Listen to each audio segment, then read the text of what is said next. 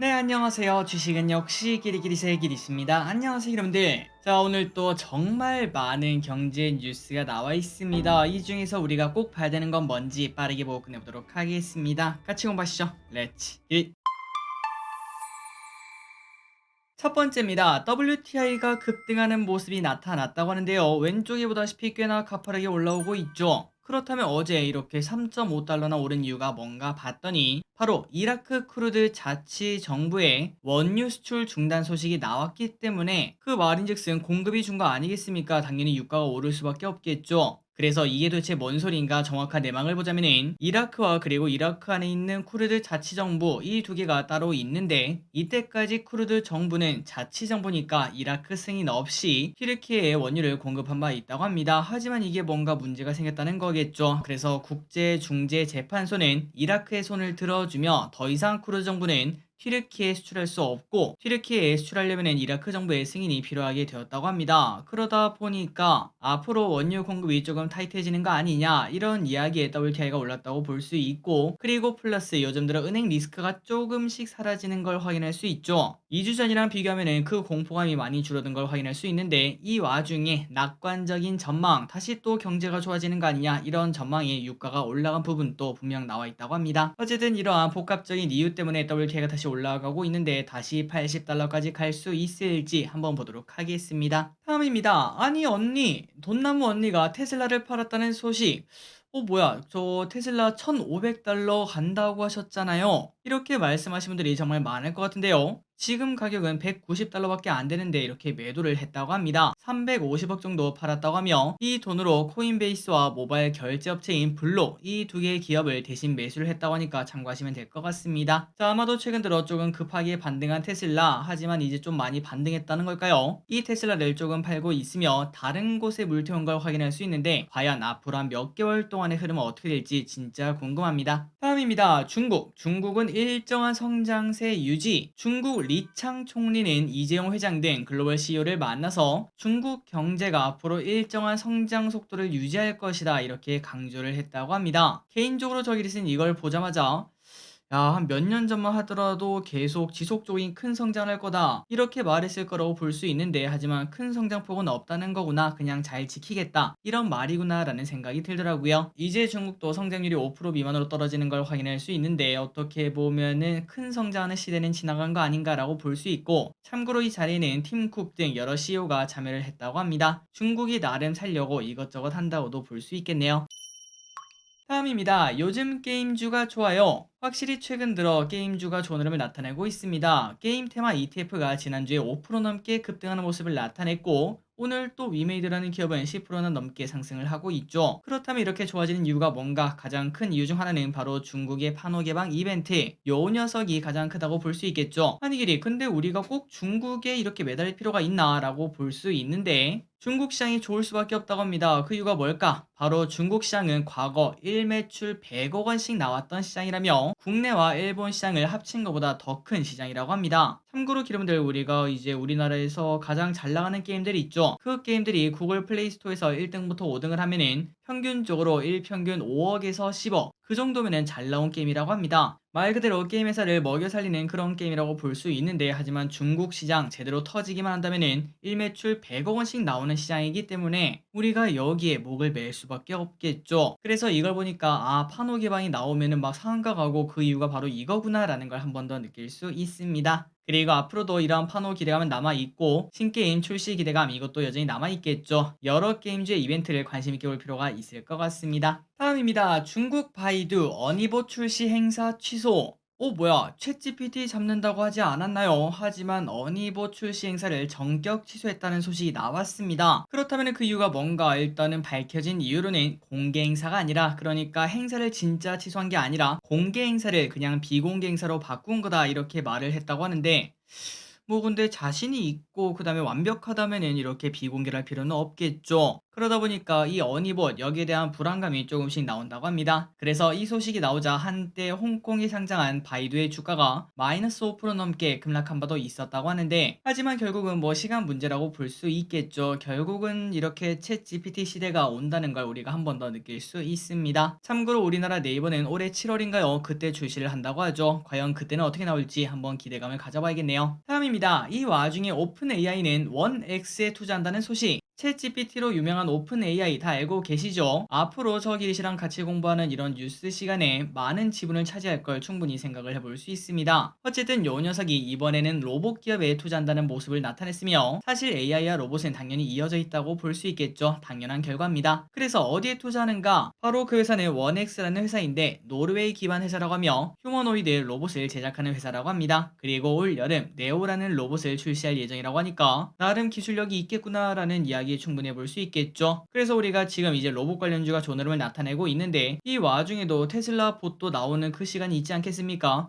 그 전으로 단순 로봇 테마주가 아니라 휴머노이드에 관련된 로봇 테마가 또 득세하는 그런 시절이 올 수도 있을 것 같습니다. 다음입니다. 오늘 메타버스가 급등하는 모습. 자, 2차 전지가 조금 쉬어가는 흐름을 나타내서 그럴까요? 오늘 정말 많은 섹터가 꿈틀꿈틀 이때까지 눌려 있었던 애들이 다시 또 올라오는 걸 확인할 수 있는데, 특히 메타버스는 어떤 기업은 상한가까지 가고 다른 기업도 5에서 10% 정도 상승하는 모습을 나타냈습니다. 그렇다면 메타버스가 오른 이유가 뭔가? 왜 Y? 바로 애플에서 이 소식이 나왔다고 합니다. 약 100명의 애플 임원이 모인 자리에서 애플이 MR 신제품을 선보였다는 소식이 나왔기 때문 양산 준비가 슬슬 되어간다는 소리겠죠. 참고로 애플 MR 신제품은 올 6월에 출시할 예정인데, 다만 이 와중에 가격이 조금 비싸고, 그래서 이게 실용성이 있을까, 성공할 수 있을까, 이러한 고민은 현재 나오고 있는 중이라고 합니다. 하지만 주가 흐름은 그거 중요치 않겠죠. 올 6월 전에 메타버스 관련주가 다시 또 올라갈 수 있을지, 물론 과거처럼 뭐 정고점을 향해 가는 그 정도까지는 힘들겠지만 어느 정도의 시세는 줄 수 있을지, 이 부분을 우리가 관심 있게 봐야 것 같습니다. 다음입니다. 테슬라가 보조금을 받지 못한다는 소식입니다. 테슬라의 일부 전기차가 미국에서 보조금을 받지 못한다고 하는데요. 아니 무슨 소리야, 미국을 위한 IRA 법안 아니야 라는 이야기가 나올 것 같은데, 하지만 이 IRA 법안 때문에 중국 배터리를 장착한 전기차 모델은 받지 못하는 걸 확인할 수 있습니다. 그리고 중국산 배터리를 장착한 모델이 딱 하나가 있죠. 모델 3 스탠더드 레인지. 이 친구가 테슬라에서 가장 저렴한 모델이라 그런지 LFP 배터리가 들어있는데,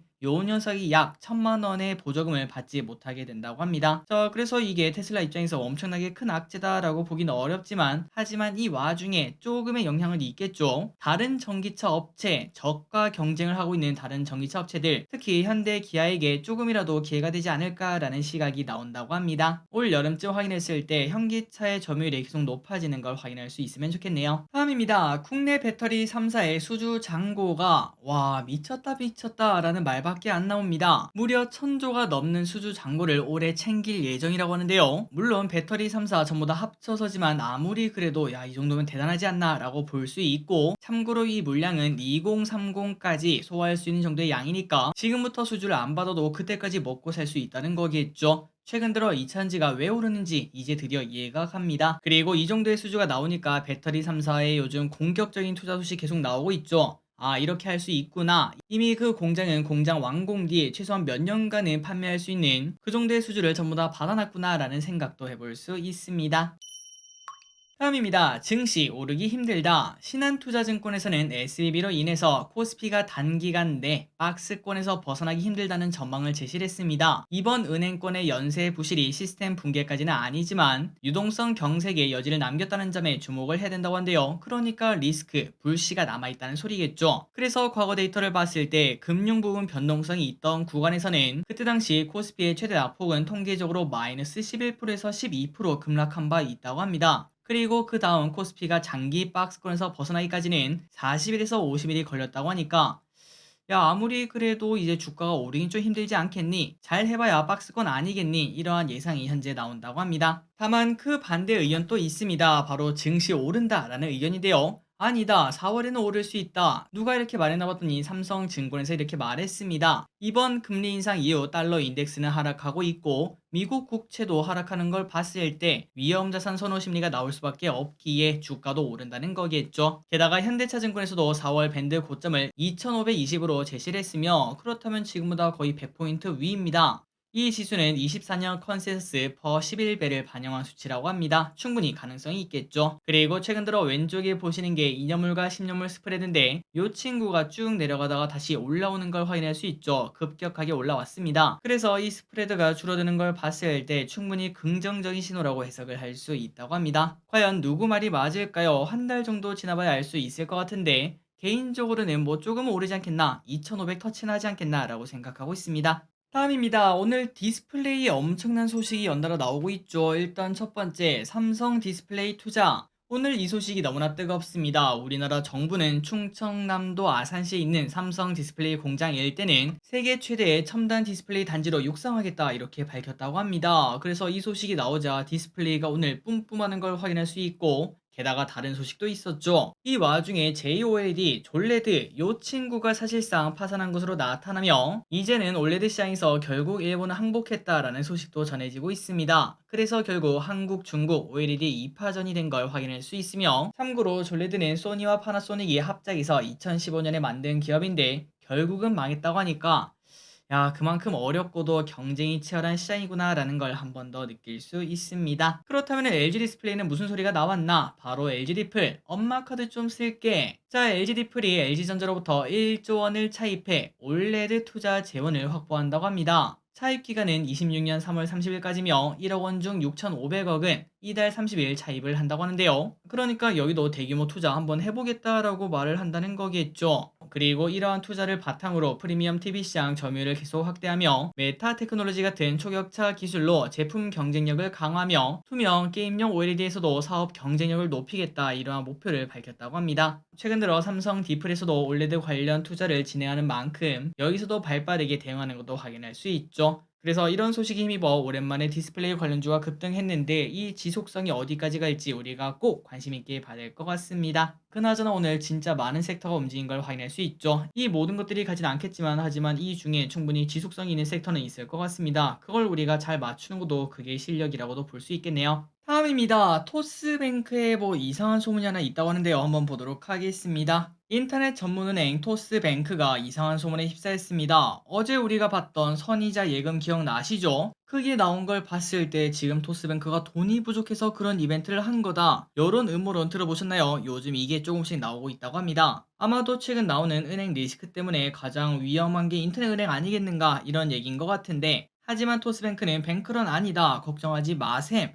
이렇게 말하며 그 증거도 여러 가지를 제시를 했습니다. 유동성 커버리지 비율이 833%로 은행 평균의 8배에 달한다고 하며 5년 이상 장기채는 0.36%밖에 안 되기 때문에 지금 현재 리스크가 있는 그런 은행들이랑 나는 다르다 이렇게 자기 PR을 했다고 합니다. 그러니 분들 혹시나 토스뱅크를 사용하시는 분들 큰 걱정할 필요는 없어 보입니다. 다음입니다. 애플페이 효과. 자, 애플페이에 대한 국내 효과가 그렇게 크지 않을 거다 이런 얘기가 많았죠. 하지만 그 수혜를 현대카드가 지금 현재 꽤나 많이 보고 있다는 소식. 그렇다면 어떤 수혜를 볼까요? 당연히 이거겠죠. 현대카드의 회원수가 가파르게 증가하고 있으며 참고로 현대카드는 애플페이를 위해서 지금 현재 딱 필요한 카드죠. 그리고 현대카드는 지난해도 효과를 보고 있었는데 애플페이 출시 기대감으로 미리 만드는 사람도 있었고 덕분에 8개월 연속 순증 회원수 1위를 차지를 하고 있다고 합니다. 이 정도면 진짜 의미가 있다고 볼 수 있겠네요. 게다가 카드고릴라는 업체에서 설문조사 결과 애플페이를 쓰려고 한 사람들 중에서 다른 카드로 이용할 수 있을 때까지 기다린다 이런 응답보다는 현대카드 신규 발급해서 애플페이 쓰겠다 이렇게 답한 사람이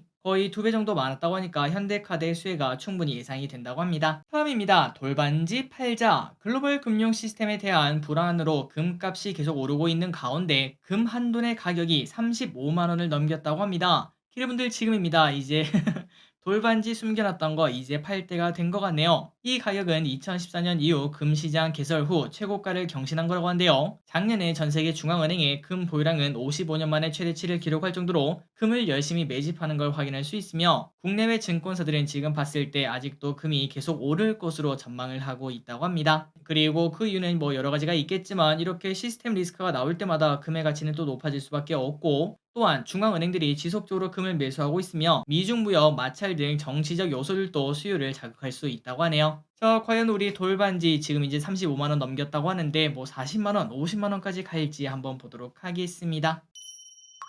다음입니다. 내 아이디는 강남민. 자, 이 웹툰 그리고 한국에서 나왔던 드라마 알고 계시죠? 그런데 이 친구 이제는 다른 나라로 수출을 하고 있습니다. 왼쪽에 보시는 이 포스터인데 이번에 태국에서 이 웹툰을 뷰티 뉴비라는 드라마로 제작을 한다고 하며, 그래서 우리가 이제 이런 걸 보면 어떤 게 떠오르죠? 맞습니다. 결국 IP의 힘이죠. 이 웹툰이 나온 지도 정말 오래됐습니다. 무려 2016년 작인데 그 웹툰도 지금 현재 팔리는 걸 봤을 때 지금 엄청나게 쏟아져 나오는 이런 웹툰의 힘, 그 힘이 앞으로 얼마나 커질지 우리가 한 번 더 꼭 생각을 해봐야 될 것 같습니다. 내 아이디는 강남민, 이거 말고도 머니게임은 미국 웹 예능으로 제작이 되고 있으며 한국의 다양한 웹툰들이 글로벌에서 영상화되고 있는 걸 확인할 수 있다고 하네요. 그나저나 우리가 이걸 보니까 딱 이게 떠오르죠. 예전에 우리가 우리나라에서 그 인기 좋았던 드라마들, 만화 원작인 드라마들은 대부분 일본 거였습니다. 풀하우스, 꽃보는 남자 그런 게 있었죠. 그런데 이제는 그 자리를 우리 한국 웹툰이 차지하고 있다는 거, 야, 이것도 역시 우리나라다라는 이야기를 한 번 더 해볼 수 있겠네요. 다음 소식입니다. 코인의 악재가 등장. 미국 상품선물거래위원회가 세계 최대 가상화폐 거래소 바이낸스와 자오 창펑 CEO를 상대로 소송을 걸었다고 합니다. 이 소식이 나오자 비트코인은 어제 장중 급락하는 모습을 나타냈었는데요. 그나저나 소송을 건 이유가 뭔가, 바로 CFTC 상품선물거래위원회가 바이낸스가 미국 당국에 제대로 등록하지 않음으로써 의무를 회피했고 파생상품 등에 관한 규정 위반 등의 이유로 이렇게 소장을 제출을 했다고 하며 비트코인은 급락하는 결과가 나왔다고 합니다. 마지막입니다. 셀트리온 주주총회 결과를 보도록 하겠습니다. 서정진 회장이 경영 일선에 복귀하기로 결정을 했습니다. 그리고 여기서 바이오시밀러 사업 확대, 신약 개발, M&A 이 세 가지를 3대 축으로 미래를 향해 나아가겠다 이렇게 밝혔는데요. 그리고 주주들이 원하는 3사 합병은 할 것으로 보인다고 하며 올해 7월쯤에 행정 절차가 끝날 예정이라고 합니다. 그리고 오는 4월에 아바스틴 바이오시밀러, 7월에 휴미라 바이오시밀러를 출시를 한다고 하며 거기에 맞춰서 실적도 좋아질 수 있겠죠. 그리고 마지막으로 M&A 소식, 한 5조 원 넘게 써서 M&A를 크게 한다고 했는데 그거를 올해 말부터 시작을 한다고 합니다. 생각보다 조금 뒤죠. 한 여름쯤에 할 줄 알았는데 조금은 멀리 있는 걸 확인할 수 있고, 그러다 보니까 주주 입장에서는 좀 많이 남았네 이러한 실망감이 나왔나 봅니다. 그래서 오늘 실트리온 그룹주는 전부 다 하락하는 모습을 나타냈습니다. 자, 오늘의 공부 여기까지 끝났습니다. 오늘 또 엄청나게 많은 소식 다뤄봤는데요. 기르분들이 전부 다 깔끔하게 이해가 가셨으면 좋겠습니다. 내일 또 더 많은 정보, 재밌는 정보, 그리고 그 정보들을 더 쉽게 전달하기 위해서 최선을 다하도록 하겠습니다. 지금까지 기리셨습니다. 빠이요.